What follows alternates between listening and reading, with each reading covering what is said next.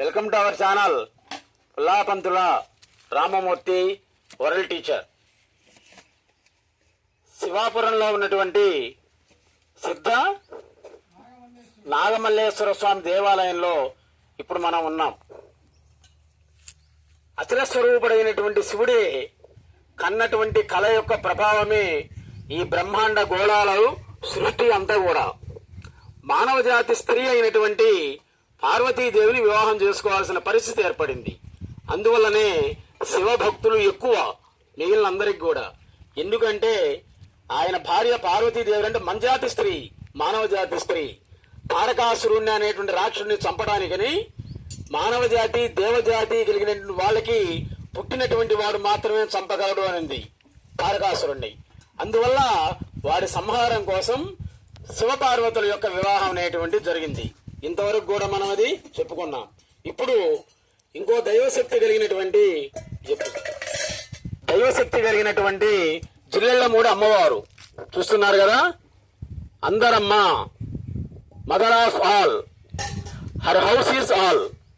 ఈ అందరమ్మ ఆమె యొక్క ఇంటిని అందరి ఇల్లుగా మార్చింది. మీరు ఎవరైనా పెడతారా మీ ఇంటికి ఆ పేరు? మీరు ఎవరైనా కానీ మీ ఇష్టదైవాల పేరు కానీ లేకపోతే మీ పూర్వీకుల పేర్లు కానీ పెడతారు. నా ఇల్లు అందరి ఇల్లు, కులమత విచక్షణ లేకుండా ఎనీ టైం అర్ధరాత్రి 12కి పోయినా కానీ జిల్లెళ్ళములో భోజనం అనేటువంటిది ఉంటుంది. సాక్షాత్ ఈమె రాజరాజేశ్వరి యొక్క ప్రతిరూపమే అనడంలో ఎటువంటి సందేహం లేదు. ఈమెను గురించి మనం తెలియనటువంటి వాళ్ళందరూ కూడా ఎవరు లేరు.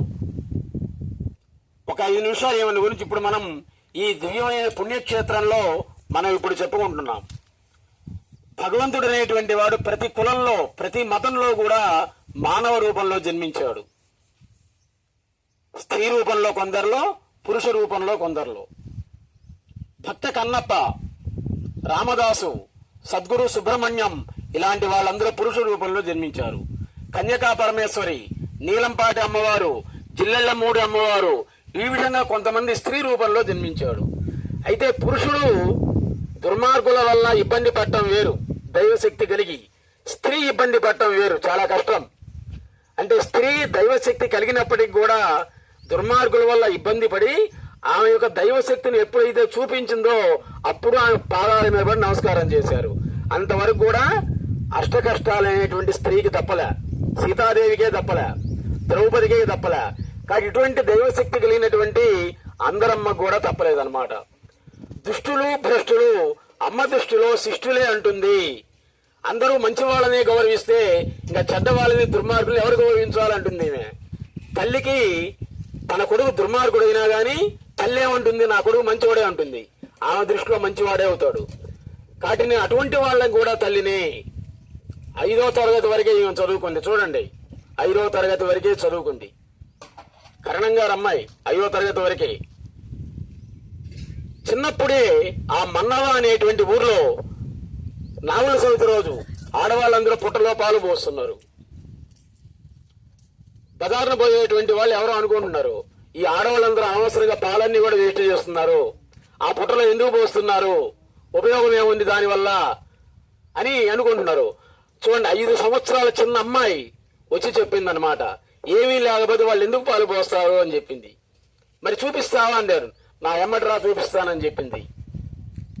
పాములో పుట్టలో చేయి పెట్టి పామును బయటికి తీసిందనమాట. ఆ విధమైన దైవశక్తి చూపించినటువంటిది ఈమెను గురించి చెప్పుకోవడానికి ఇంకా చాలా ఉన్నాయి. కానీ అందరూ కూడా నా బిడ్డలే, ప్రశాంతంగా రాండి, అన్నందిని వెళ్ళిపోండి అంటుంది ఆ ఒక్కటే. కాబట్టి మీరందరూ కూడా ఒకసారి బాపట్ల దగ్గర ఉన్న జిల్లెళ్ళమూడి అమ్మవారిని దర్శించి ఆమె యొక్క జీవ సమాధిని దర్శించి ఆమె సాహిత్యాన్ని తీసుకొని వచ్చి చదవండి. మీకు మానసిక శారీరక దరిద్రం అనేటువంటి రోగాలు ఏమీ లేకుండా నశిస్తాయి. నెక్స్ట్ ఎపిసోడ్ లో మళ్ళీ కలుస్తాం. Please subscribe our channel Pullapantula Ramamurthy world teacher. నమస్తే.